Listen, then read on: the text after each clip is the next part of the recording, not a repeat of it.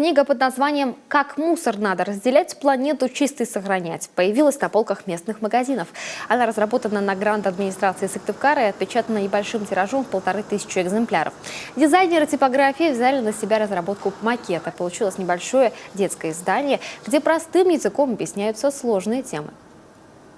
Мы ввели туда игры для закрепления материала, потому что книга, по сути дела, хоть она такая легко читаемая, она обучающая. То есть обучающая, как делить мусор, что можно выбрасывать, условно говоря, в макулатуру или пластик, какого цвета контейнер, куда нужно выбрасывать тот или иной мусор.